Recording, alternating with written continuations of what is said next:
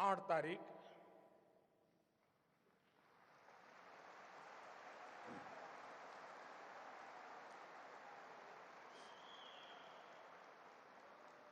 रात 8 बजे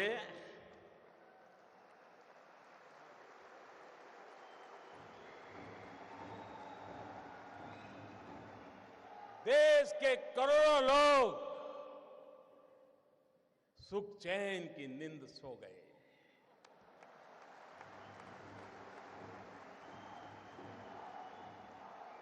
और देश के लाखों लोग नींद के लिए गोलियां खरीदने जा रहे हैं, गोलियां नहीं मिल रही है।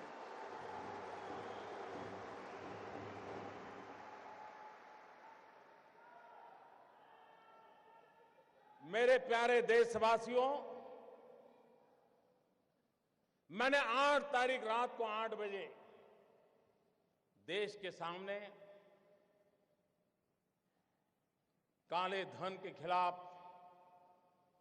भ्रष्टाचार के खिलाफ मैं जो लड़ाई लड़ रहा हूं, देश जो लड़ाई लड़ रहा है, हिंदुस्तान का ईमानदार इंसान जो लड़ाई लड़ रहा है, उस दिशा में एक अहम कदम उठाया है।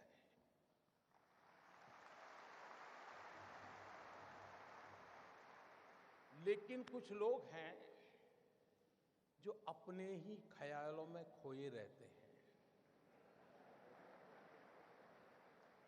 वे अपनी नाप पट्टी लेकर के ही किसी को नापते रहते हैं और उसमें फिट नहीं होता है तो देखते हैं यार कुछ गड़बड़ है। अगर इस देश के अर्थशास्त्रियों ने, इस देश के पल्सिस को समझ करके एनालिसिस करने वालों ने,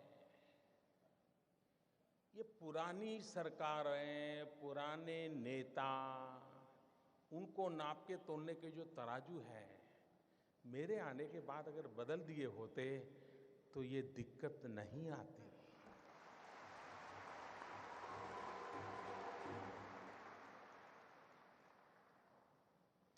उनको समझ आना चाहिए था कि ऐसी सरकार देश ने चुनी है जिसके पास से देश की अपेक्षा है। आप मुझे बताइए भाइयों बहनों, 2014 में आपने वोट दिया था, भ्रष्टाचार के खिलाफ दिया था कि नहीं दिया था? आप मुझे बताइए, आपने एक काम करने के लिए मुझे कहा था कि नहीं कहा था? काले धन के खिलाफ काम करने के लिए आपने मुझे कहा था कि नहीं कहा था? आपने मुझे कहा था तो मुझे करना चाहिए कि नहीं करना चाहिए?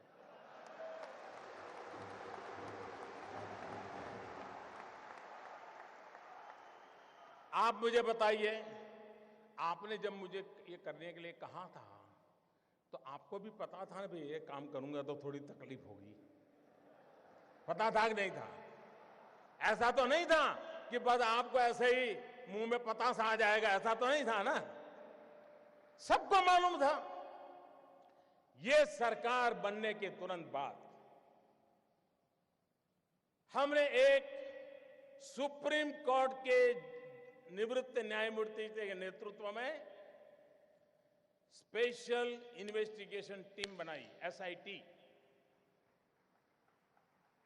दुनिया में कहां कहां ये कारोबार चल रहा है, इस पर ये टीम काम कर रही है और हर 6 महीने वो सुप्रीम कोर्ट को रिपोर्ट कर रही है। ये काम पहले वाली सरकारें टालती रही थी, हमने किया था। अपने यहां कहावत है, पुत्र के लक्षण पालने में। जब मेरी पहली कैबिनेट में पहले ही दिन ऐसा बड़ा कड़ा निर्णय करता हूं तो पता नहीं था कि मैं आगे करने वाला हूं जी। मैंने छुपाया था क्या? कुछ नहीं छुपाया मैंने। हर बार मैंने ये बात कही है और आज मैं आपको इसका ब्यौरा दे रहा हूं। देश मुझे सुन रहा है। मैंने देश को कभी अंधेरे में नहीं रखा है, मैंने देश को कभी गलतफहमी में नहीं रखा है, खुल करके बात कही है और ईमानदारी से।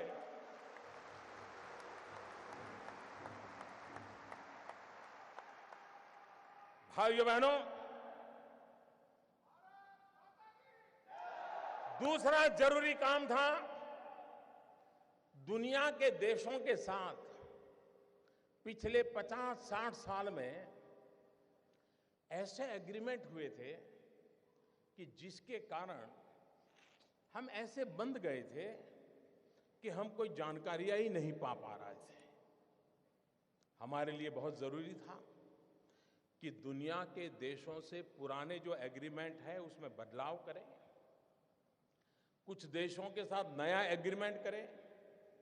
अमेरिका जैसे देशों को मैं समझाने में सफल हुआ कि आप हमारे साथ एग्रीमेंट कीजिए और आपकी बैंकों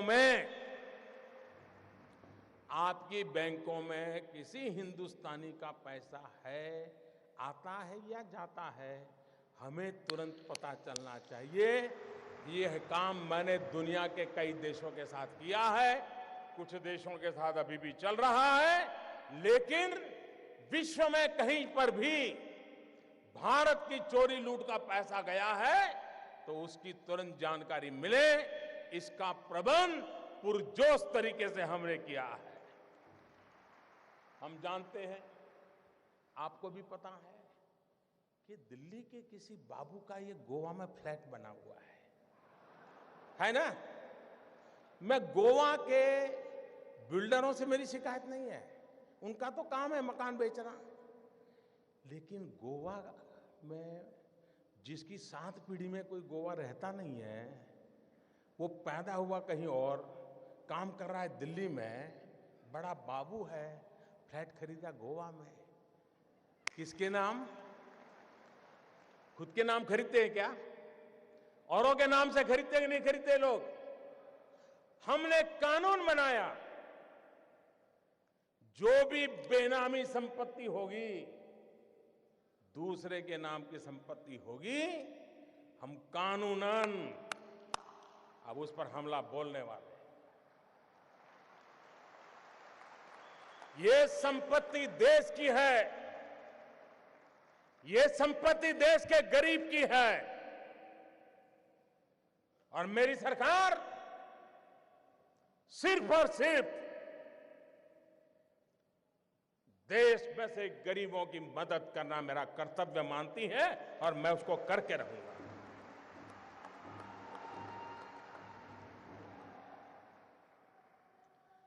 हमने देखा है, घर में शादी हो, ब्याह हो, कुछ काम हो, ज्वेलरी खरीदते हैं, बीवी का जन्मदिन हो, ज्वेलरी खरीदते हैं, कभी सोना खरीदते हैं, और ज्वेलर भी कोई बात नहीं, ले जाइए साहब, थैला भर करके ले आइए, ले जाइए, न बिल देना, न लेना, न कोई हिसाब रखना, कुछ नहीं साहब। चल रहा था कि नहीं चल रहा था? सब कैश चलता था कि नहीं चलता था? ये कोई गरीब लोग करते थे क्या? ये बंद होना चाहिए कि नहीं होना चाहिए? हमने नियम बनाया कि 2 लाख रुपए से ज्यादा अगर आप गहने खरीदते हैं, ज्वेलरी खरीदते हैं, तो आपको आपका पैन नंबर देना पड़ेगा ही। इसका भी विरोध हुआ था।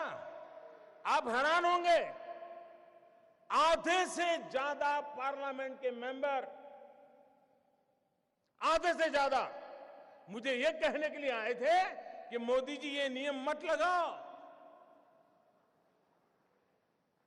और कुछ लोगों ने तो लिखित में मुझे चिट्ठी लिखने की हिम्मत की है। जिस दिन मैं उसको पब्लिक में करूंगा, शायद पता नहीं वो अपने इलाके में जा पाएंगे कि नहीं जा पाएंगे।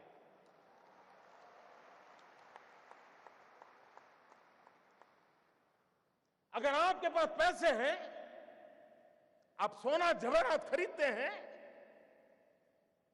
हम इतना ही कहते हैं कि भाई आपका जो इनकम टैक्स का पैन नंबर है वो लिखवा दीजिए, पता तो चले कौन लेता है, पैसा कहां से आता है, कहां जाता है।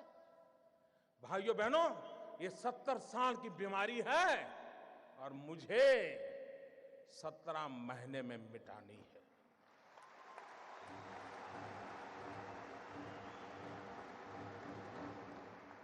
भाइयों बहनों,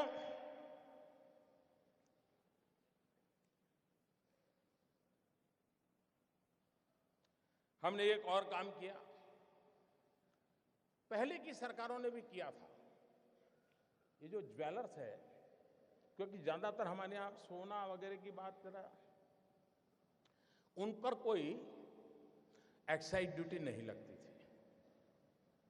पहले सरकार ने लगाने की कोशिश की, बहुत कम लगाई थी, लेकिन सारे ज्वेलरों की संख्या बहुत कम है। एक गांव में एक आध दो ही होते हैं, बड़े शहर में 50-100 होते हैं, लेकिन उनकी ताकत बड़ी गजब है साहब। अच्छे अच्छे एमपी उनके जेब में होते हैं।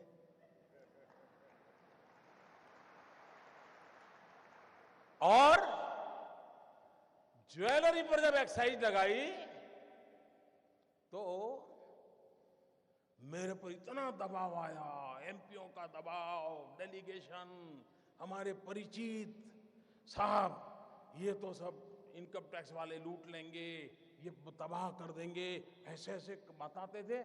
मैं भी डर गया कि यार मैं ये करूंगा पता नहीं क्या हो जाएगा। मैंने कहा ऐसा करो भाई, 2 कमेटी बनाते हैं, वार्ता करेंगे, चर्चा करेंगे। सरकार की तरफ से उनको भरोसा था, ऐसे एक्सपर्ट कमेटी बनाई। पहले वाली सरकारों को ये प्रयास वापस लेना पड़ा था। साहब मैं ईमानदारी से देश चलाना चाहता हूं, मैंने वापस नहीं लिया। मैंने ज्वेलरों को विश्वास दिलाया कोई आपसे ज्यादती नहीं करेगा, और अगर कोई इनकम टैक्स वाला ज्यादती करता है, आपने मोबाइल फोन से उसका रिकॉर्डिंग कर लीजिए, मैं उसके खिलाफ काम करूंगा। ये कदम हमने उठाया था। जिनको पता हो, ये सारा देख करके समझ नहीं आता था क्या मोदी क्या करेगा आगे। लेकिन अगर आप अपनी दुनिया में इतने मस्त थे कि और पॉलिटिकल पार्टी की तरह ये भी आकर के चला जाएगा, मैं भाइयों बहनों कुर्सी के लिए पैदा नहीं हुआ।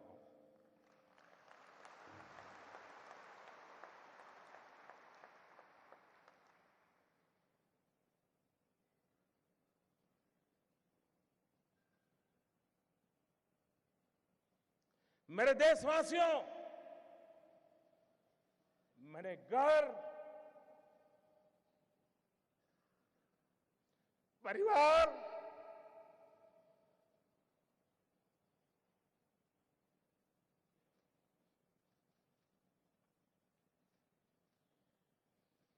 सब कुछ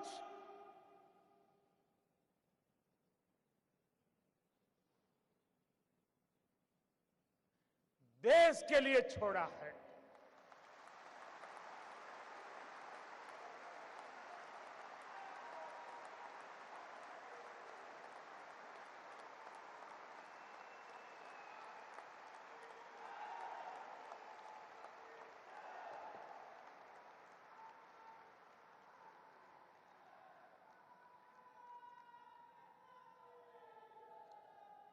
हमने दूसरी तरफ ये भी जोर लगाया, अच्छा कुछ लोग होते हैं मजबूरन कुछ गलत करना पड़ा हो। सब लोग बेईमान नहीं होते जी, सब लोग चोर भी नहीं होते कि मजबूरन कुछ करना पड़ा होता है। वे अगर उनको मौका मिले तो सही रास्ते पर आने को तैयार होते हैं, और ये संख्या बहुत बड़ी होती है। हमने लोगों के सामने स्कीम रखी कि अगर आपके पास ऐसे बेईमानी के पैसे पड़े हैं, गलत पैसे पड़े हैं, तो आप इस कानून के तहत जमा करा दीजिए, इतना दंड भर दीजिए। उसमें भी मैंने कोई माफी नहीं दी। लेकिन व्यापारी लोग चीजों को समझने में बड़े होशियार होते हैं। उनको समझ में आ गया कि ये मोदी है, कुछ गड़बड़ करेगा। आपको जान करके खुशी होगी, आजादी के 70 साल में ऐसी योजनाएं कई बार आई। पहली बार 67,000 करोड़ रुपीज लोगों ने आकर के दंड समेत जमा कर दिए साहब। और 2 साल में टोटल सर्वे के द्वारा, रेड के द्वारा, डिक्लेरेशन के द्वारा 1.25 लाख करोड़ रुपया जो कहीं हिसाब में नहीं था, वो सरकारी खजाने में जमा हुआ है भाइयों। 1.25 लाख करोड़ का हिसाब आया है। ये 2 साल में किए हुए काम का मैं हिसाब आज गोवा की धरती से पूरे देश को दे रहा हूं मेरे भाई बहन।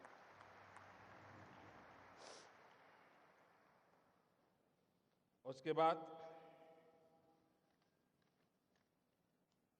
हमें मालूम था मुझे क्या करना है। हमने जनधन अकाउंट खोले। जब मैं ये स्कीम लेके आया था तो मेरी कैसी मजाक हुई थी, पार्लियामेंट में भाषण कैसे हुई थी आपको याद होगा। मुझे पता नहीं क्या क्या कहा जाता था। उनको लग रहा था कि मोदी के बाल नोच लेंगे तो मोदी डर जाएगा। अरे मोदी को जिंदा जला दोगे तो भी मोदी डरता नहीं।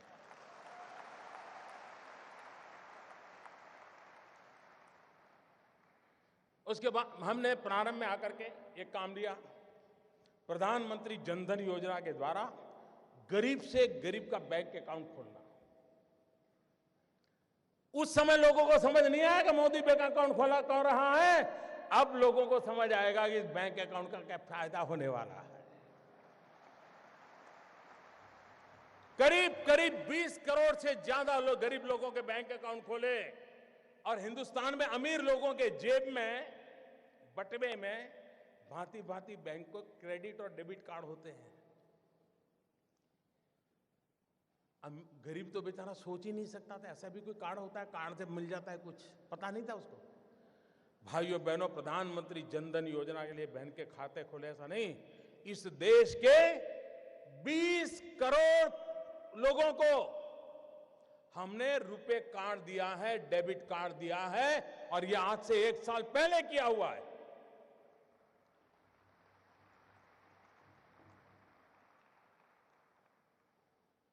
उस डेबिट कार्ड से अगर उसके खाते में पैसे हैं, वो बाजार से कोई भी चीज खरीद सकता है, उसकी व्यवस्था उसमें उपलब्ध है भाई।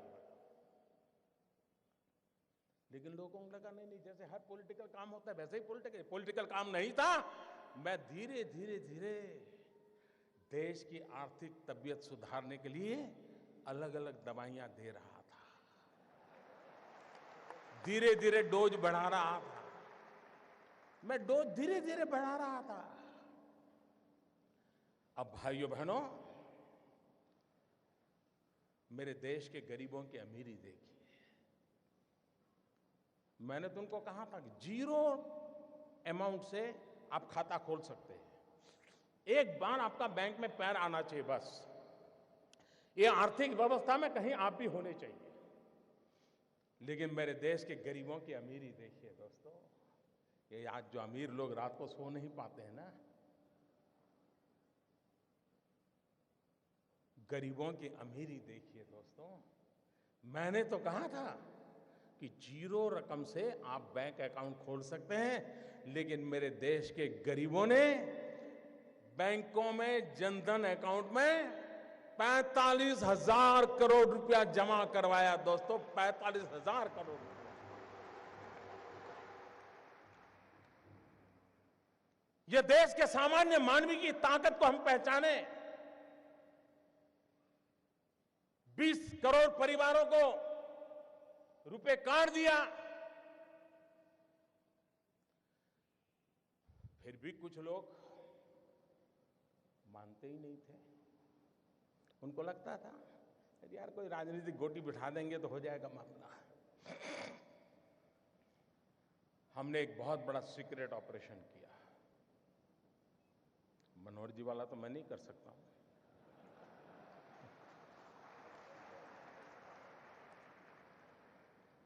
दस महीने से काम पे लगा रहा, एक छोटी विश्वस्त टोली बनाई, क्योंकि इतनी नई नोटें छापना, नोटें पहुंचाना बड़ा कठिन, चीजें छिपाना बड़ा सीक्रेट रखना, वरना ये लोग ऐसे होते साहब, पता चल जाए तो साहब अपना कर लेंगे। और 8 तारीख रात 8 बजे देश का सितारा चमकाने के लिए एक नया कदम उठा लिया दोस्तों।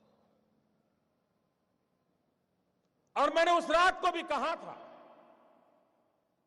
कि इस निर्णय से तकलीफ होगी, असुविधा होगी, कठिनाइयां होगी, ये मैंने पहले दिन कहा है। लेकिन भाइयों बहनों, मैं आज देश के उन करोड़ों लोगों के सामने सर झुकाता हूं कि सिनेमा के थिएटर पर लाइन लगाते हैं ना, वहां भी झगड़ा हो जाता है। मैं देख रहा हूं पिछले 4 दिन से हजारों लोग पैसों के लिए कतार खड़ा के लगे हैं, लेकिन हर एक के मुंह से एक ही आवाज आ रही है कि ठीक है, मुसीबत हो रही है, तकलीफ हो रही है, पैर दुख रहे हैं, लेकिन देश का भला हो। मैं आज सार्वजनिक रूप से बैंक के सभी कर्मचारियों का अभिनंदन करता हूं। एक साल में, मेरे शब्द लिखिए, एक साल में बैंक के मुलाजिम को जितना काम करना पड़ता है ना, उससे ज्यादा काम वो पिछले 1 हफ्ते से कर रहा है जी, उससे ज्यादा काम कर रहा है। मुझे खुशी हुई, मैंने सोशल मीडिया में देखा, रिटायर्ड बैंक के कर्मचारी, किसी की उम्र 70 साल, किसी की 75 साल, वो बैंक में गए, उन्होंने कहा साहब रिटायर हो गए हैं, लेकिन इस पवित्र काम में हमें आता है, अगर आप हमें बिठा करके काम में लगाना चाहते हैं तो हम हमारी सेवा देने के लिए तैयार हैं। मैं उन रिटायर्ड बैंक के कर्मचारियों का भी आज अभिनंदन करना चाहता हूं, जिन्होंने अपनी सेवाएं देने के लिए अपनी पुरानी ब्रांच में जाकर के मदद करने के लिए गुहार लगाई है। मैं उनका अभिनंदन करता हूं। मैं उन नौजवानों का अभिनंदन करता हूं जो कतार के बाहर धूप पे खड़े रह करके अपने खर्चे से लोगों को पानी पिला रहे हैं, सीनियर सिटीजन के बिठाने के लिए कुर्सियां लेकर के दौड़ रहे हैं। चारों तरफ देश की युवा पीढ़ी खास करके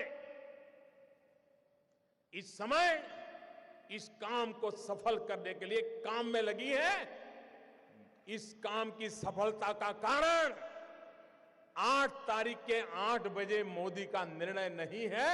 इस काम की सफलता का कारण 125 करोड़ देशवासी, जिसमें कुछ लाख छोड़ दो,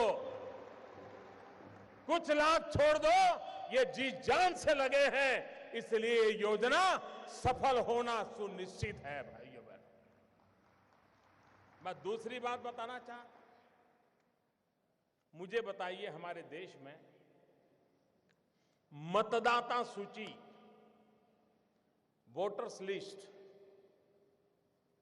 सभी पॉलिटिकल पार्टियां मतदाता सूची बनाने में काम करती है, नहीं करती है? सरकार की सभी लोग काम करते हैं कि नहीं करते हैं?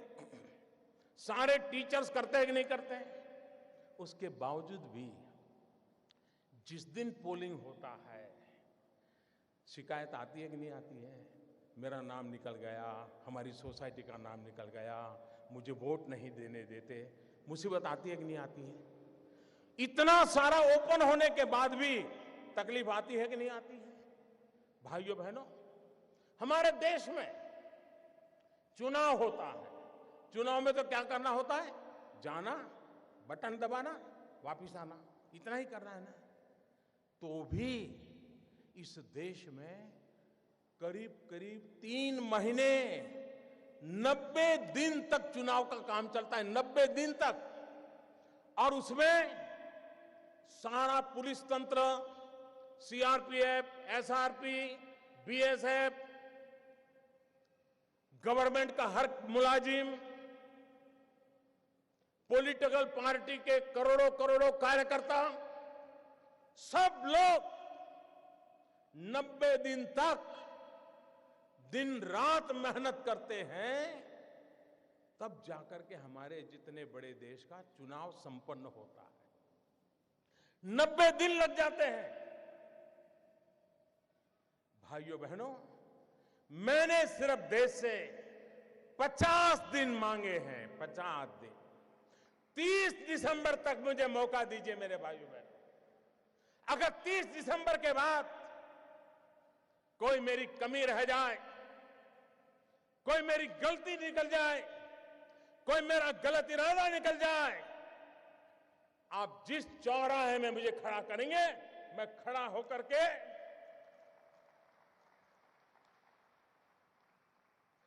देश जो सजा करेगा वो सजा भुगतने के लिए तैयार हूं।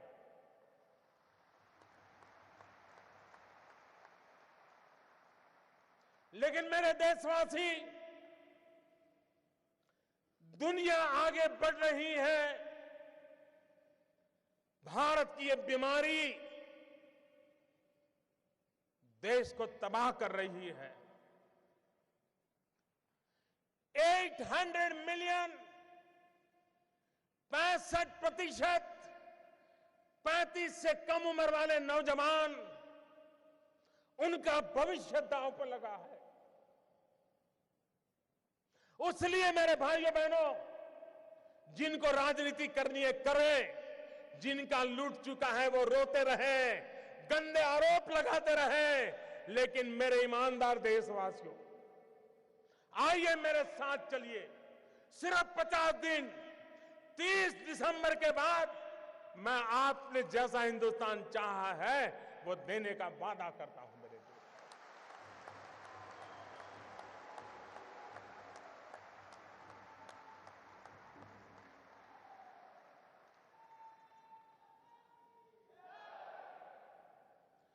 मेरे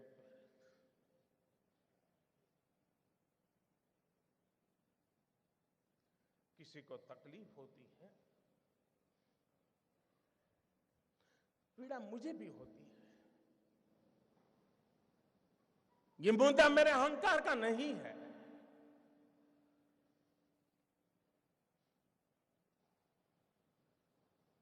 भाइयों बहनों,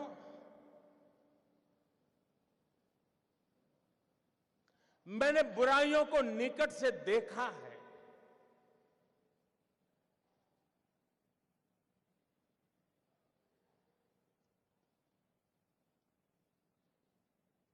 देशवासियों की तकलीफ समझता हूं,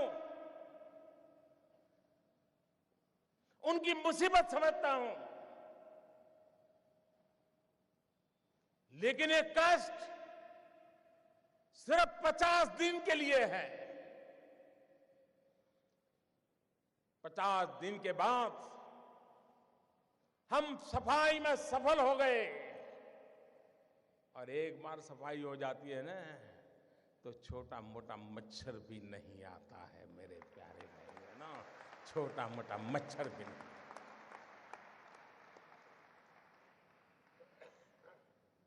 मुझे विश्वास है, मैंने लड़ाई ईमानदार लोगों के भरोसे शुरू की है, और ईमानदार लोगों की ताकत पर मुझे पूरा विश्वास है, पूरा यकीन है, पूरा भरोसा है।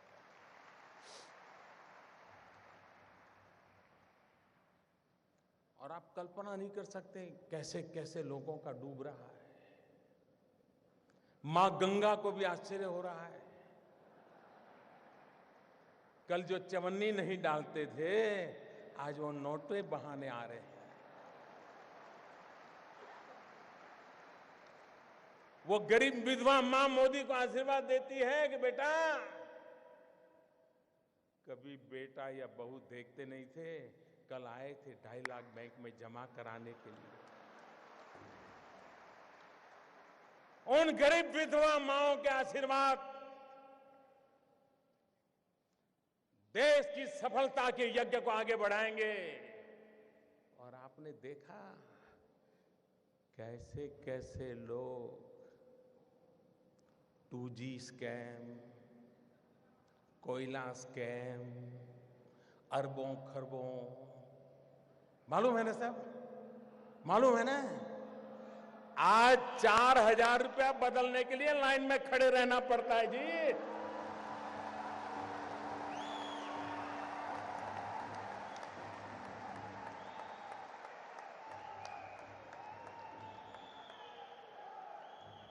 अरे 125 करोड़ देशवासियों का प्यार न होता, विश्वास न होता, सरकारें तो आती और चली जाती। मेरे भाइयों बहनों, ये देश अजरा अमर है, ये देश का भविष्य उज्जवल है। इस उज्जवल भविष्य के लिए कष्ट झेलना। कुछ मैं कभी कभी हैरान हूं। अभी कल मुझे एक पत्रकार बंधु से बात हुई। मैंने, आप तो मुझे दिन रात कहते हो मोदी जी बस युद्ध हो जाए, युद्ध हो जाए। मैंने कहा फिर तकलीफ होगी तो क्या करोगे? बिजलियां बंद हो जाएगी, चीजें आना बंद हो जाएगी, रेलवे कैंसिल हो जाएगी, रेलवे में फौज के लोग जाएंगे, आप नहीं जा पाएंगे, तब क्या करोगे? अच्छा, बोले ऐसा होता है। कहना बड़ा सरल होता है भाई, उपदेश देना बड़ा सरल होता है। जब निर्णय करते हैं तब उसके साथ चलना सामान्य मानवी की कोई तकलीफ नहीं होती है। मैं देशवासियों को एक और कहना चाहता हूं। इन दिनों बहुत लोगों की इस भ्रष्टाचार या काले धन के मुद्दे पर बोलने की हिम्मत नहीं है, क्योंकि जो भी बोला है पकड़ा जाता है कि यार तुझ कुछ दान में काला है। हर कोई हंसते हुए चेहरे बोल रहा है, नहीं नहीं मोदी जी ने अच्छा किया, अच्छा किया।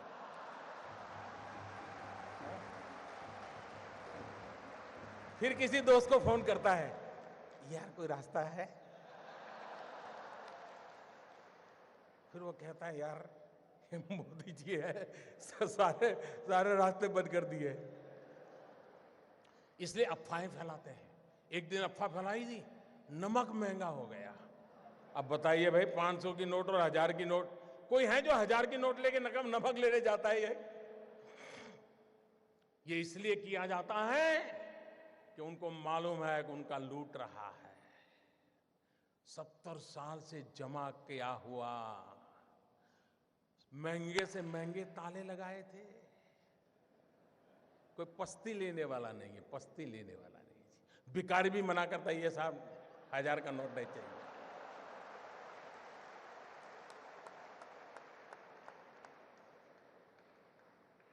भाइयों बहनों, ईमानदार को कोई तकलीफ नहीं है। कुछ लोग अपनी नोट कहते हैं, मुझे सच मालूम नहीं, लेकिन चर्चा चल रही है, कहते 450 में बेच रहा है, कोई 500 की नोट, कोई 300 में दे रहा है। मैं देशवासियों को कहता हूं, आपका 500 रुपये में से एक नया पैसा कर्म करने की ताकत किसी की नहीं है।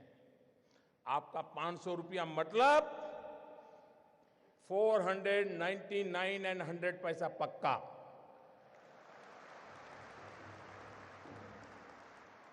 ऐसा किसी कारोबार में आप लिप्त मत होइए। कुछ बेईमान लोग अपने लोगों को कह देते, जाओ लाइन में खड़े हो जाओ, 2-2 हजार का करवा लो यार, मेरा थोड़ा बहुत बच जाएगा। और दूसरा, भाइयों बहनों, मेरा सबसे आग्रह है, हो सकता है आपको पता भी न हो, शायद आपके चाचा, मामा, भाई, पिताजी जिनका स्वर्गवास हो, कुछ करके गए हो, आपका कोई गुनाह ना हो, बस आप बैंक में जमा कर दीजिए। जो भी दंड देना है दंड दे दीजिए। आप मुख्य धारा में आ जाइए, सबका भला है। और एक बात और कहता हूं, कुछ लोग अगर ये मानते हो कि आगे देखा जाएगा, तो कम से कम वो मुझे पहचान ले।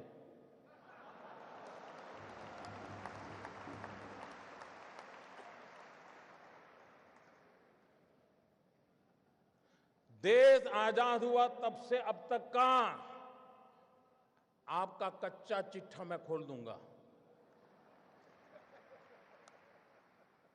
जिनके पास ये बेईमानी का है, वो मान के चले कागज का टुकड़ा है, वो ज्यादा कोशिश ना करें,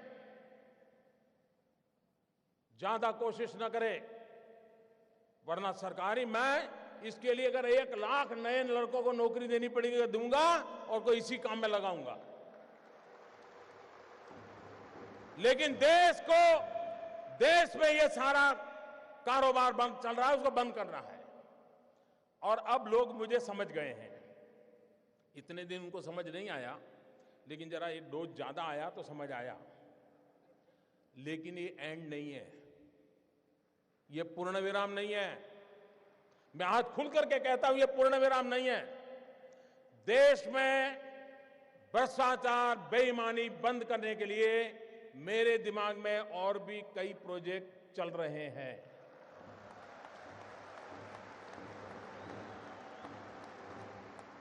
ये आने वाले हैं।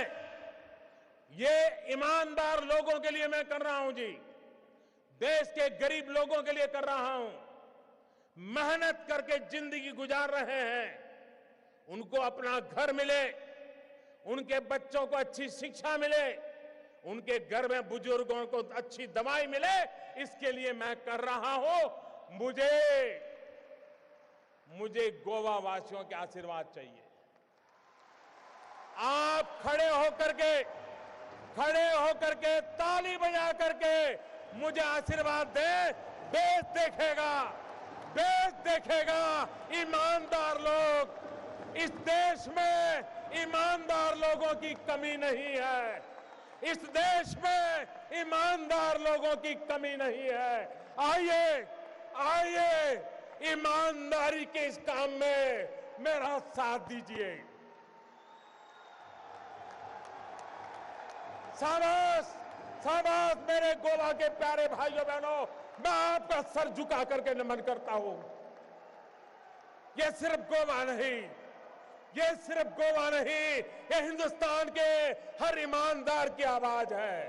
हिंदुस्तान के हर ईमानदार की आवाज है। भाइयों बहनों, मैं जानता हूं मैंने कैसे कैसी ताकतों से लड़ाई मोल ली है। मैं जानता हूं कैसे कैसे लोग मेरे खिलाफ हो जाएंगे। मैं जानता हूं 70 साल का उनका मैं लूट रहा हूं। मुझे जिंदा नहीं छोड़ेंगे, मुझे बर्बाद करके रहेंगे। उनको जो करना है करे। 50 साल भाइयों बहनों, 50 दिन मेरी मदद करे। देश 50 दिन मेरी मदद करे। जोर से तालियों के साथ मेरी इस बात को स्वीकार कीजिए आप। बहुत बहुत धन्यवाद।